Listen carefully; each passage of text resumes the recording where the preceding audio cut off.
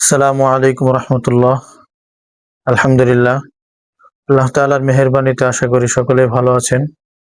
আলহামদুলিল্লাহ, আমিও ভালো আছি।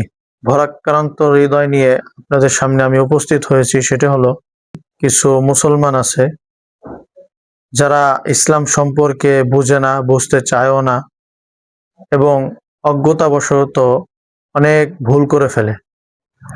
একটা বিষয় আমার দৃষ্টিগোচর হয়েছে, সেটা হলো আমরা অনেকেই বিয়েতে গান বাদ্য এগুলো আমরা করে থাকি। আসলে গান বাদ্য বাজনা নাচ এগুলা শরীয়তের দৃষ্টিতে স্পষ্টভাবে হারাম ঘোষণা করা হয়েছে। আপনি বিবাহ করবেন, এটি হচ্ছে একটি ইবাদত। একটি ইবাদতের মধ্যে আপনি যদি হারামকে যদি ঢুকিয়ে ফেলেন, তাহলে আপনার এই ইবাদতের বরকত নষ্ট হয়ে যাবে। সুতরাং আপনি করছেন ভালো কাজ, কিন্তু হারামের মিশ্রণ থাকার কারণে আপনার এই কাজটা সুন্দর হয়ে যাবে এবং বরকত শূন্য হয়ে যাবে।